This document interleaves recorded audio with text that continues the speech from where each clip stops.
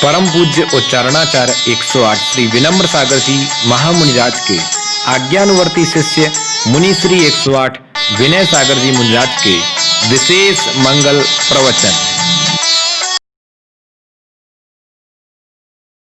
आदिनाथ भगवान के गणाचार्य आचार्य भगवान विराग सागर जी गुरुदेव के, मम गुरु आचार्य भगवान विनम्र सागर जी गुरुदेव के, आचार्य भगवान मानतुंग आचार्य की जय हो।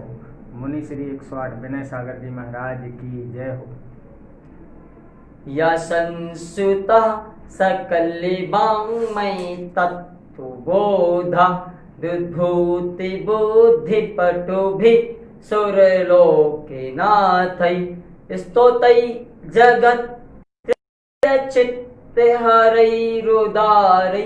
स्तोसे किला हिमपितं प्रथमं जिनेन्द्रम्। द्वादशांग के ज्ञान से जन्मी तेरी स्तुति हुई प्यारी, द्वादशांग के ज्ञान से जन्मी तेरी स्तुति हुई प्यारी। सत इंद्रों की स्तुति ही तो जग जन के हैं चितहारी, भाव भक्ति से विस्मयकारी स्तुति आदि स्वामी की। कहता हूँ प्रमुदित होकर तद्भव मुक्ति गाम की। मित्र क्या कह रहे हैं भगवान? जिन प्रथम तीर्थंकर ऋषभ देव का स्तवन समस्त वाङ्मय के वेत्ता इंद्रों ने तीन लोक के जीवों के चित्त हरण करने वाले सुंदर सुंदर शब्द युक्त स्त्रोतों में लिखा था, उसका स्तवन में मानतुंग आचार्य भी करूंगा। मित्र छंद कष्ट निवारण छंद है, इसकी जाप देखते हैं। ओम ह्रीम अर्हम नमो ही जिनाणम झोम झोम नमः स्वाहा। इस जाप का फल है मित्र, जाप के काल में प्रतिदिन नमक से हवन करना चाहिए। इस जाप को करने से शत्रु पीड़ा, सिर पीड़ा और दृष्टि बंधन दूर होते हैं।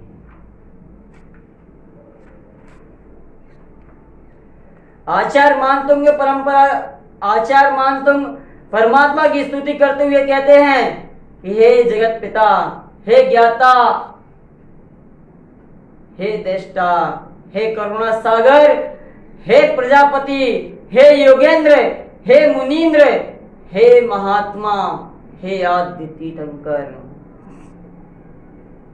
हे नावी नंदन, मैं आपकी स्तुति करने का संकल्प कर रहा हूं। आपके अनंत गुणों को, आपकी महिमा को, आपकी यशोगाथा को, आपके परमोज्जवल चारित्र को प्रकट करने का, उजागर करने का संकल्प कर रहा हूं। स्वयं बृहस्पति आपकी स्तुति करता है, आपकी महिमा का गुणगान करता है। छायक सम्यक दृष्टि इंद्र देवों सुरों के गुरु बृहस्पति जब आपकी महिमा का गुणगान कर सकता है, तो क्या अहम अपि मैं भी आपकी महिमा को नहीं गा सकता? अर्थात अवश्य गा सकता हूं, लिख सकता हूं। अहम अपि स्तोष्ये, मैं भी स्तवन करूंगा। कोरा संकल्प नहीं है मित्र, ध्यान। किल यानी निश्चय से, यहां निश्चय का अर्थ संकल्प से है। संकल्प बहुत बड़ी घटना है। किसी भी कार्य को गति देने के लिए समय नहीं, संकल्प महत्वपूर्ण है। स्थान नहीं, संकल्प महत्वपूर्ण है। अगर स्थान का महत्व होता तो कारागृह में स्तुति नहीं हो सकती थी। संसारिक उपलब्धियां समय में और सत्य दर्शन संकल्प पूर्ण श्रम में है। संकल्प की प्रगाढ़ता एक क्षण को ही अनंत विस्तार और गहराई दे देती है। संकल्प एक द्वार है जो समय से मुक्त करता है और शाश्वत से जोड़ता है। सत्य को पाने के लिए संकल्प और प्यास दोनों चाहिए। ध्यान देना, यदि आपके पास प्यास है, संकल्प नहीं है, बाल्टी है, रस्सी नहीं है, तो कुएं से पानी नहीं निकलेगा। बाल्टी है, रस्सी है, पुरुषार्थ है, लेकिन धैर्य नहीं है। कुएं से पानी बाहर आने तक इंतजार नहीं कर सकते तो भी पानी नहीं मिलेगा। मान लो कुआं काफी दूर है, आप पानी लेने चले और धैर्य के अभाव में मार्ग में ही, बीच में ही रुक जाएं, तुम्हें पानी की प्राप्ति नहीं होगी। प्यास के साथ संकल्प चाहिए, संकल्प के साथ धैर्य चाहिए, अनंत प्रतीक्षा चाहिए। अनंत को पाने के लिए अनंत प्रतीक्षा अनिवार्य है। सत्य विराट है, सत्य अनंत है, परमात्मा अनंत है, उसके गुण अनंत हैं। इसलिए अनंत को पाने के लिए अनंत प्रतीक्षाएं चाहिए। मित्र धैर्य रखो, ध्यान दो। एक आत्म जिज्ञासु परमात्मा दर्शन का पिपासु एक फकीर के पास गया और जाकर कहा, मेरे अंदर काफी समय से परमात्मा दर्शन की प्यास है, मैं परमात्मा को पाना चाहता हूं, कृपया करके मुझे परमात्मा दर्शन की साधना कराएं। मैं आपके चरणों में पूर्ण समर्पण करने आया हूं। अब आप ही मेरे इस जीवन के मालिक हैं, सम्राट हैं। फकीर ने कहा, मैं आप तो अभी तो मैं स्नान करने जा रहा हूं। अगर तुम्हें भी स्नान करना हो तो आओ मेरे साथ। वह फकीर के साथ हो लिया, उनके पीछे पीछे चला। फकीर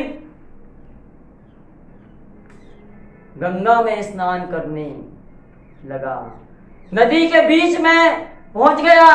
उसने आगंतुक भक्त से कहा, आओ तुम भी मेरे साथ स्नान कर दो। मित्र ध्यान दो, भक्त पानी में उनके निकट चला गया। फकीर ने उसकी गर्दन पकड़ी और पानी में डुबो दिया। उसकी सांसें रुकने लगी, वह घबरा गया। उसने अपनी पूरी ताकत लगाई और पानी से बाहर आ गया। जब वह स्वस्थ हुआ, होश में आया, तब फकीर ने पूछा, जब तुम पानी में डूब रहे थे उस समय तुम्हारे अंदर कितनी आकांक्षाएं थी? उसने कहा, बस एक ही आकांक्षा थी, एक श्वास कैसे ही मिल जाए। एक ही संकल्प था कि किसी भी प्रकार मैं पानी से बाहर आ जाऊं। तब वह फकीर बोला, मित्र ध्यान दो,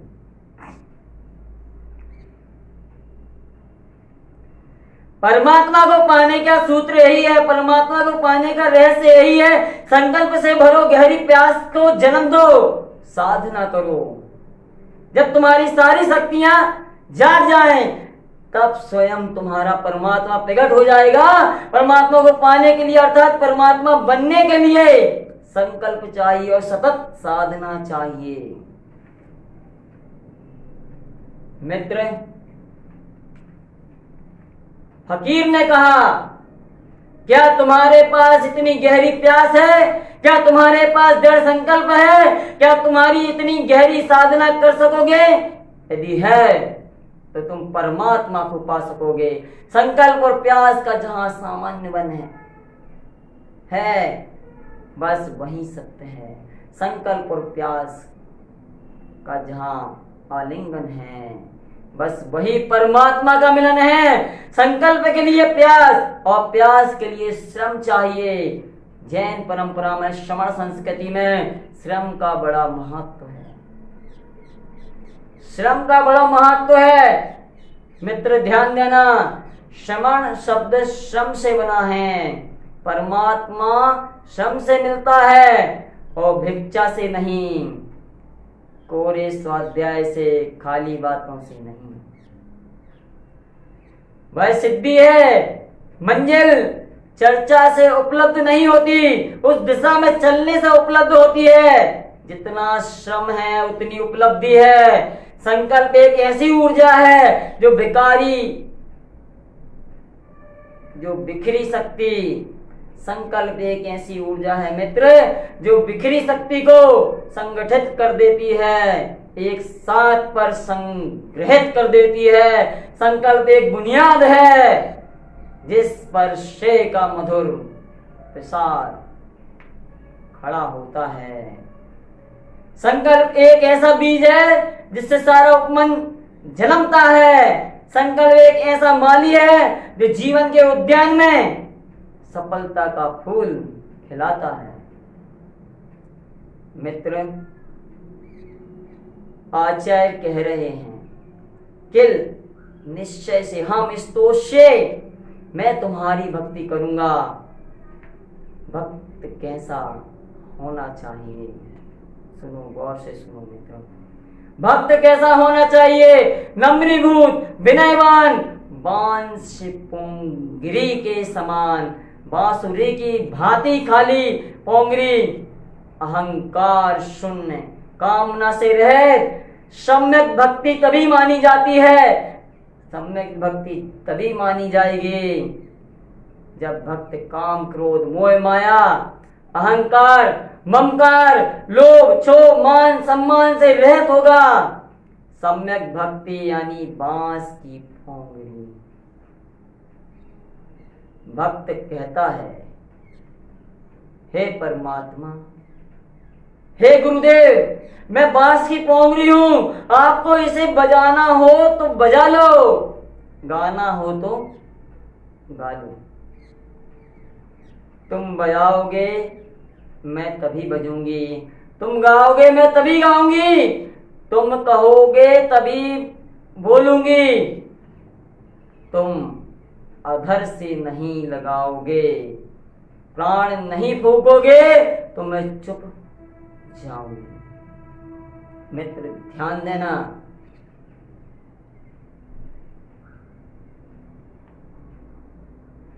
अगर गाते समय कोई बेसुर निकल गया तो उसमें मेरा ही दोष होगा, तुम्हारा नहीं। तुम्हारी फूंक, तुम्हारे प्राण वायु, तुम्हारी आवाज का दोष नहीं, तुम्हारा ही दोष समझना, मेरी ही गलती समझना, मेरा अपराध समझना। मान तुंगाचार्य ने राजा भोज को दोषी नहीं समझा, दोषी नहीं ठहराया। उन्होंने अपने ही पूर्व कृत कर्मों का उदय समझा और समता पूर्वक परमात्म भक्ति में डूबे। समता पूर्वक परमात्मा की भक्ति में डूब गए। ये 48 काव्य नहीं, 48 चाबियां हैं जिसने कर्म बंधन के 148 ताले आपो आप खोल रहे हैं। कर्म 148 हैं और ताले 48 हैं। यदि एक आत्मा के पीछे, एक मोह के पीछे 48 के ताले रख दिए जाएं तो संख्या 148 हो जाती है। आत्म दर्पण है। जब मोह, माया, कामना, वासना की धूल एकत्र हो जाती है तो स्वयं का प्रतिबिंब दिखाई नहीं पड़ता, स्वयं का परमात्मा नहीं दिखाई पड़ता, सत्य आच्छादित हो जाता है। काम का अर्थ है सुख पाने की आकांक्षा से चीजों को देखना, आकांक्षा से भरे होकर व्यक्ति को, रूप को, घटना को देखना। आकांक्षा सत्य पर पर्दा डाल देती है, आकांक्षा सत्य को देखने नहीं देती है, वासना सत्य को गंदा कर देती है। सत्य को देखना है तो कामना शुद्ध बनो, शून्य बनो। सत्य को यदि देखना है तो कामना शून्य बनो। क्रोध भी सत्य को जानने नहीं देता, क्योंकि क्रोध में शराबी जैसी अवस्था हो जाती है। मित्र, शराबी पांव कहीं रखता है और पांव पड़ते कहीं हैं। तुम कहना कुछ चाहते हो और कह कुछ जाते हो, इसलिए कहता हूं क्रोध यानी बेहोशी, गहन मूर्छा। मित्र, इस काव्य में दूसरा विशेषण आया प्रथमम जिनेन्द्रम। क्या भगवान आदिनाथ के पहले अन्य तीर्थंकर नहीं थे? जैन धर्म नहीं था। प्रायः लोग समझते हैं कि जैन धर्म की शुरुआत भगवान महावीर से हुई है। मित्र, ध्यान दो, लेकिन यह धारणा एकदम निराधार है। भगवान महावीर तो जैन धर्म के अंतिम तीर्थंकर हैं।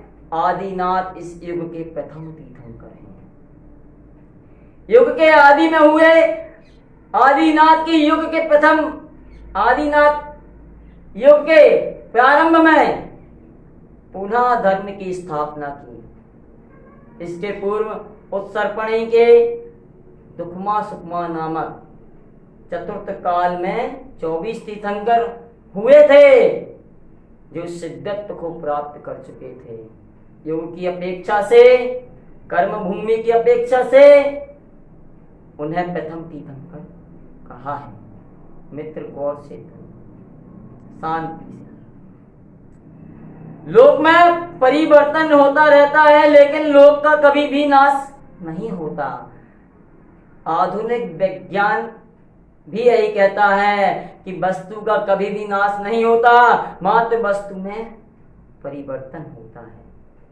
वस्तु का रूप बदलेगा, रंग बदलेगा, आकार प्रकार बदलेगा, लेकिन नाश नहीं होगा। वस्तु पूर्णतः समाप्त नहीं होगी, किसी ना किसी रूप में उसका अस्तित्व अवश्य रहेगा। मित्र, ध्यान दो, आचार्य भगवान मानतुंग परमात्मा की भक्ति इसलिए कर रहे हैं कि आपने हमें उस समय सहारा दिया जब हम कुछ भी नहीं जानते थे, संसार सागर में डूब रहे थे। आपने अपनी बाहों का सहारा दिया और हमें उबार लिया, हमें बचा लिया। हमारा मार्गदर्शन उस समय किया जब हम अंधकार में भटक रहे थे। मित्र, आपके हमारे ऊपर कोटि कोटि उपकार हैं। उन उपकारों को हम आपकी भक्ति करके चुका सकते हैं। प्रभु, आपकी महिमा का गुणगान तो छाये सम्यक दृष्टि इंद्र बृहस्पति स्वयं करता है, क्योंकि आपकी भक्ति करने से साथ ही से पुण्य का वन होता है। आचार्य समंत्रभद्र स्वामी आपकी स्तुति में डूब गए तो अनायास कह पड़े, स्तुति स्तोतो साधो कुशल परिणामाय सतदा भवेन्मा वा स्तोत्या फलमपि ततस्तच्चता किमेवं स्वाधीनात् जगति सुलभं श्रेयसा पथे स्तु यत्र त्वं विद्वान् सततमपि पूज्यं नमिजिनम्। आचार्य भगवान समंत्रभद्र स्वामी परमात्मा की स्तुति करते हुए कहते हैं कि स्तुति के समय स्तुत्या आराध्य, उपास्य, श्रद्धेय चाहे मौजूद हो या ना हो, और फल की प्राप्ति भी चाहे सीधी उनके द्वारा होती हो या ना होती हो, परंतु साधु भक्त आराधक स्तोता की विवेक के साथ भक्ति भावपूर्वक स्तुति करने वाले की स्तुति कुशल परिणाम की यानी पुण्य प्रसादक परिणामों का कारण है। मित्र, ध्यान दो, और यही पुण्य परंपरा से मुक्ति का कारण है। श्रेय का दाता है। जब जग में इस तरह स्वाधीनता से श्रेय मार्ग सुलभ है, स्तुति के द्वारा प्राप्त है, तब हे सर्वदा अभी पूज्य नबी जिन ऐसे कौन से विद्वान विवेकी जन हैं जो आपकी स्तुति को ना करें। तब हे सर्वदा अर्थात अवश्य ही करेगा। हम संसारी प्राणियों को आपकी भक्ति ही एकमात्र सहारा है। आप पुण्य आश्रव में कारण हैं। इसलिए हे प्रभु, चाहे आप सामने रहें या ना रहें,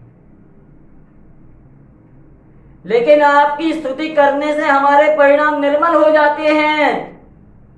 पानी से बचाने में रेनकोट या छाता कारण है, तथा पाप से बचाने में पुण्य कारण है। छाते को खुला रखने के लिए ठंडी आवश्यक है। छाते को खुला रखने के लिए डंडी आवश्यक है। उसी प्रकार जीवन को सम्यक बनाने के लिए पुण्य क्रिया, पूजा, भक्ति आवश्यक है। उसी काव्य का अगला विशेषण है,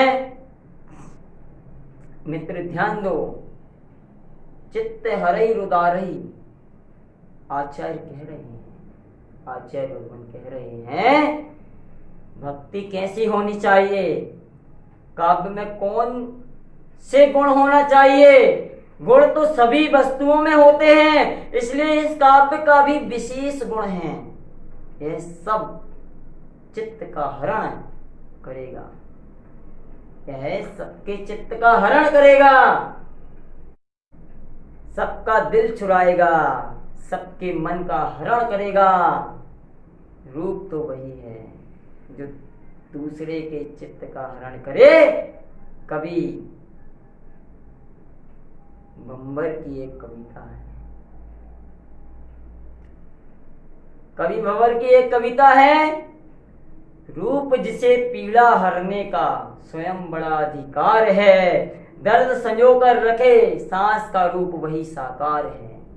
सुंदर मुखड़ा रूप नहीं है, ये तन भी सुंदर रूप नहीं। मन के सुंदर हुए बिना यह यौवन सुंदर रूप नहीं।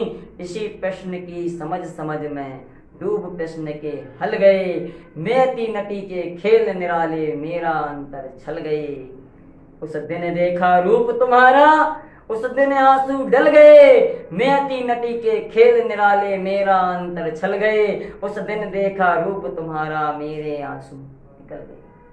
मित्र ध्यान, अभी तक सच्चे रूप को पहचाना नहीं था, कुरूप को रूप मानकर चल रहा था। लेकिन हे परमात्मा, आज मैंने वास्तविक रूप के दर्शन कर लिए। गोरी चमड़ी से रूप की शोभा नहीं होती। हे माताओं, मित्र ध्यान दो, गोरी चमड़ी से रूप की शोभा नहीं होती। काव्य में ऐसे गुण विद्वान हैं जो सबके चित्त का हरण करेगा। गीत वही श्रेष्ठ है जो सबके अधरों पर आ जाए। काव्य वही श्रेष्ठ है जिसे पढ़ने पर मन फिसल जाए। इसलिए तो इस महाकवि की महान रचना को लोग युग युगांतर से पढ़ते चले आ रहे हैं। रूप जिसे पीड़ा हरने का स्वयं बड़ा अधिकार है। रूप जिसे पीड़ा हरने का स्वयं बड़ा अधिकार है। वीतराग मनोहर रूप ही भव की पीड़ा को हर सकता है। आपने उस वीतराग परम रूप को दिल से निहारा ही कहा। आप तो उन रूपों को देखते हो जो आपके अंदर कसक पैदा करते हैं, दर्द पैदा करते हैं, जलन पैदा करते हैं। आप उन संगमरमरी देहों के दीवाने हैं जो आपके विश्वास को, आपकी श्वास को, आपकी आस को चलती है। मित्र, सुनना तो पड़ेगा। आपके जीवन के सत्य निचोड़ कर तड़पने को छोड़ देती है, पर सौंदर्य पर आपकी आस्था कहाँ है? जिन आगम की एक घटना याद आती है। एक युवा तपस्वी हरे भरे वन में साधना रत हैं। प्रकृति का मनोहरी वातावरण आप अपनी आभा बिखेर रहा है। तितलियां समुनों पर मंडरा रही हैं, कलियां मुस्कुरा रही हैं और पत्ते पर फूल पंखों पर जमी ओस मोतियों के समान आभा वन है। सारा वन प्रांत उमंगिन आनंदित है। पत्ते अपनी मस्ती में डोल रहे हैं। एक तपस्वी को अपने बीच में पाकर उनकी खुशी अपार हो गई, लेकिन यौवन उदास है। मित्र ध्यान दो, विषया भाव में तड़प रहा है, मन हंस रहा है, तन रो रहा है, आत्मा पुलकित है, शरीर खेद खिन्न है। अचानक एक सम्राट का उधर से निकलना हुआ। सम्राट की नजर युवा तपस्वी में पड़ी। देखते ही कह उठा, हरा भरा उपवन और यौवन में तपी एकांत वन, और युवा तपस्वी युवा और एकाकी है। युवा एकाकी तपस्वी के निकट जाकर कहा, तुम और यह जंगल यौवन में संन्यास क्या किसी ने त्रास दिया है, या राज्य से बाहर निकाल दिया है, या किसी ने तुम्हारे राज्य छुड़ा लिया है? क्या तुम्हें तुम्हारा अधिकार नहीं मिला? कहीं किसी ने तुम्हारा अपमान तो नहीं किया? यदि किया हो तो मुझे बताओ, मैं पल भर में उसे ठीक कर दूंगा। चलो मेरे साथ, तुम्हें राज्य दूंगा। मित्र ध्यान दो, युवा तपस्वी के चेहरे पर हल्की सी मुस्कान उभर आई। सम्राट मुस्कान का अर्थ न समझ सका। उसने पुनः कहा, अगर तुम अनाथ हो, मैं तुम्हारा साथ दूंगा, मैं तुम्हारा स्वामी बनूंगा, मैं तुम्हारी रक्षा करूंगा, मैं तुम्हारा मालिक बनूंगा, मैं तुम्हारा संरक्षण बनूंगा। चलो उठो, मेरे साथ चलो। युवा तपस्वी ने कहा, वास्तव में मैं अनाथ हूं। मित्र ध्यान देना, धैर्य से सुनना। युवा तपस्वी ने कहा, वास्तव में मैं अनाथ हूं, लेकिन तुम भी मुझे अनाथ दिखते हो। क्या तुम मेरे नाथ बनोगे? मित्र समझना है। युवा तपस्वी ने कहा, वास्तव में मैं अनाथ हूं, लेकिन तुम भी मुझे अनाथ दिखते हो। क्या तुम मेरे नाथ बनोगे? सम्राट ने कहा, आपको ज्ञात नहीं है, मैं सम्राट हूं और बगल के राज्य में आक्रमण करने जा रहा हूं। चलो मेरा साथ दो, चलो मेरे साथ, मैं तुम्हारी रक्षा करूंगा। मुझे तुम दरिद्र नजर आते हो, तुम दूसरे को अनाथ बनाकर मेरे नाथ बनोगे। तुम सम्राट नहीं हो। पहले मैं भी अपने को सम्राट मानता था, लेकिन जब असलियत का पता चला तो मैं मान के भ्रम से घोड़े से उतरकर यहां पर आ गया। तुम स्वयं सोचो, अगर सम्राट हो तो दूसरे के राज्य पर आक्रमण करने क्यों जा रहे हो? मित्र ध्यान दो, मेरे जीवन में कभी कोई कमी नहीं रही। मैंने जो इच्छा की मेरे माता पिता ने तुरंत पूर्ण की। जब मुझे आराम करना होता था तो मेरी सेवा में अनेक दास दासियां उपस्थित हो जाती थी। मुझे पानी पीना होता था तो अनेक दास दासियां लेकर आ जाती थी। जब भूख लगती थी तो तब 10-5 दासियां स्वादिष्ट भोजन की थाली लेकर उपस्थित हो जाती थी। तब मुझे स्नान करना होता था तो अनेक दासियां नहलाने को आ जाती थी। मेरे जीवन में किंचित भी ऐश्वर्य की कमी नहीं थी। सम्राट ने कहा, मित्र ध्यान दो, सम्राट ने कहा, फिर वन में आने का, संन्यास धारण करने का क्या कारण है? संत ने कहा, एक दिन मेरे सिर में असहाय दर्द हुआ, वह दर्द बढ़ता ही गया। पिताजी ने अनेक डॉक्टर वैद्य हकीम बुलाए, सबने काफी इलाज किया, लेकिन मेरे सिर का दर्द कोई वैद्य हकीम डॉक्टर जरा भी कम नहीं कर पाया। मेरी माँ मेरे पास बैठकर रोती रही, सांत्वना देती रही, लेकिन मेरे दर्द को ना बांट सकी। बहन भी बगल में खड़ी खड़ी आंसू टपकाती रही, सहानुभूति जतलाती रही, लेकिन मेरे दर्द को ना बांट सकी। पिता ने काफी धन खर्च किया, लेकिन मेरा दर्द ना बटा। पिताजी का सारा वैभव अपने बेटे का सर दर्द में ना बैठ सका। मेरी जायदाद मुझे मेरे दर्द से मुक्त ना करा सकी। तब मुझे संसार की असलियत का ज्ञान हुआ। तब मेरी समझ में आया कि घर में शरण नहीं, संसार में शरण नहीं, परिवार में शरण नहीं, शरण तो कहीं और होना चाहिए। एक दासी ने आकर बताया कि जैन मुनि महान तपस्वी होते हैं। मित्र ध्यान दो,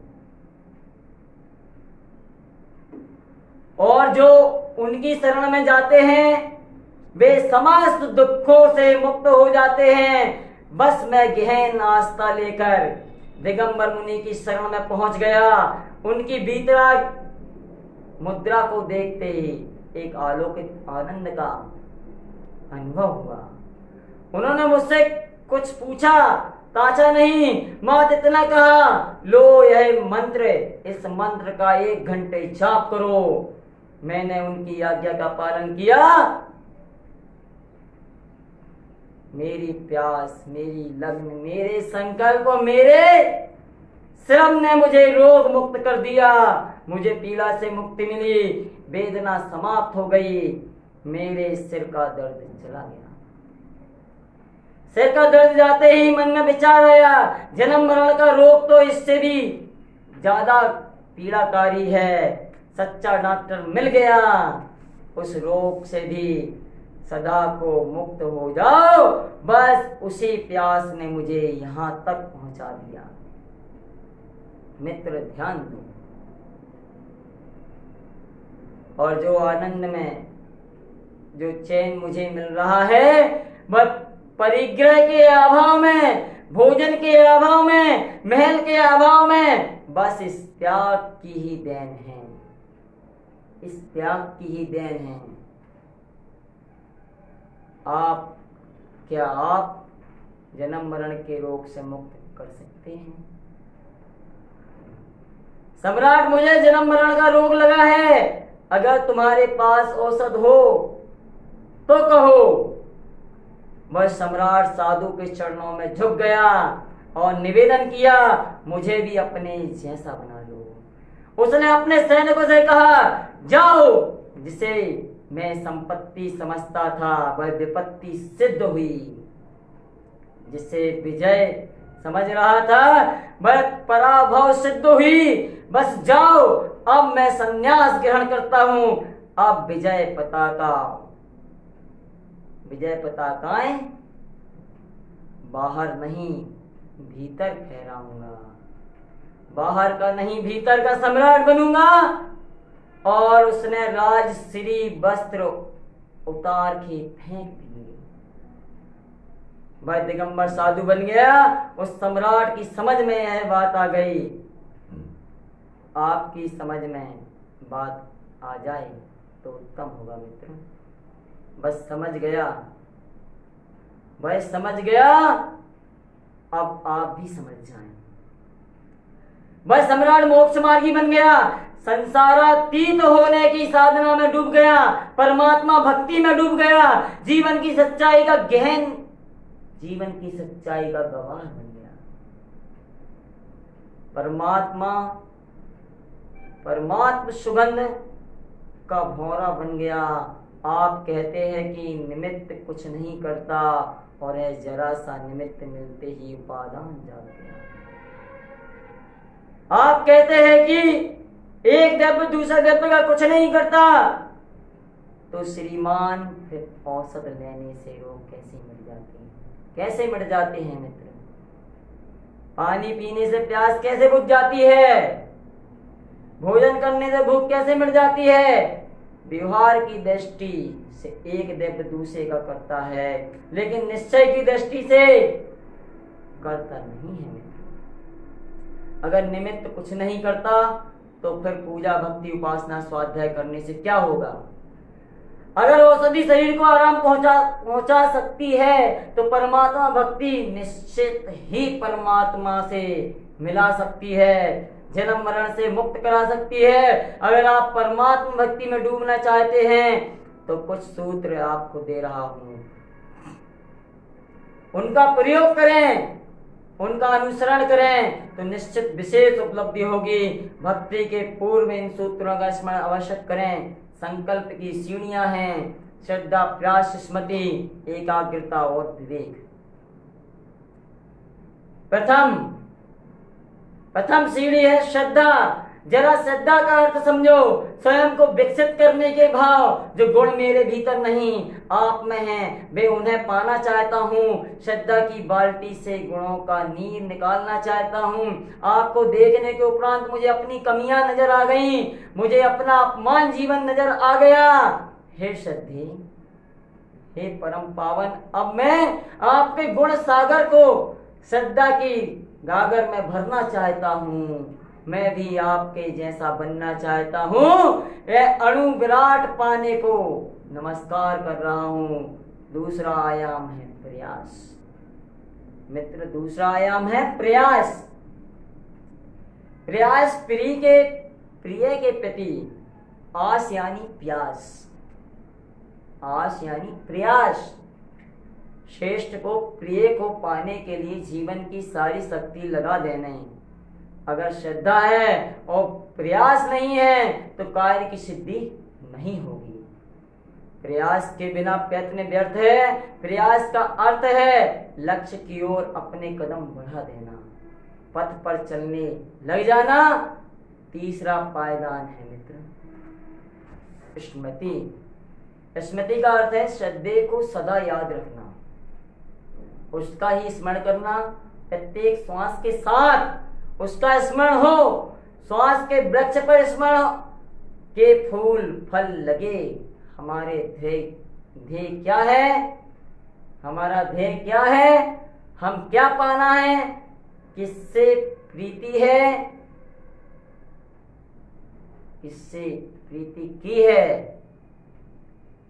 किससे अपना इष्ट माना है? अपना प्रिय कौन है? उसका सतत स्मरण होना चाहिए। अगर मार्ग पर चल पड़े और लक्ष्य का भी स्मरण हो गया तो भटक जाओगे, मंजिल नहीं मिलेगी मित्र।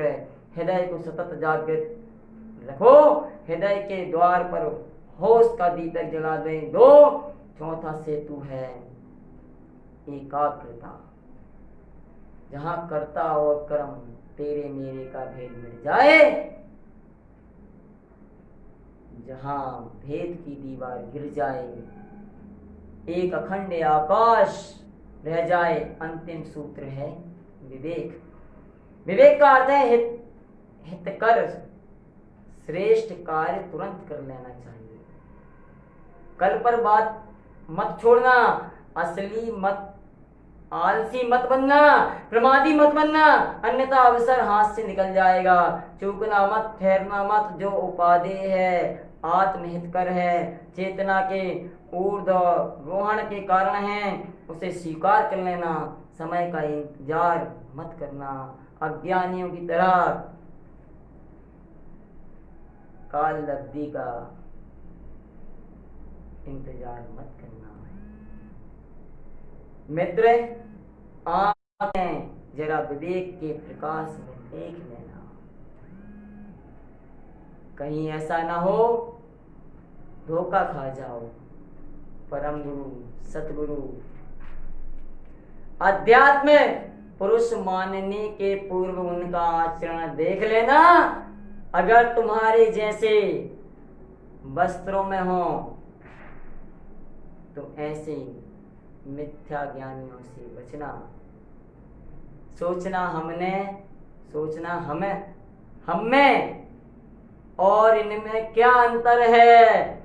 यह शुभ्र वस्त्रों में है और मैं रंगीन वस्त्रों में हूँ। विवेक का अर्थ है आँख खोलकर चलना और वीतराग देव शास्त्र गुरु के प्रति पूर्ण समर्पण हो जाना।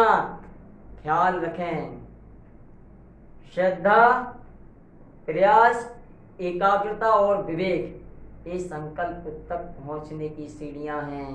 साधक इनका सहारा लेकर ही मंजिल तक पहुंचता है। अंत में प्रार्थना है परमात्मा से, आप भी परमात्मा प्यास से भरे, आपके अंदर परमात्मा श्रद्धे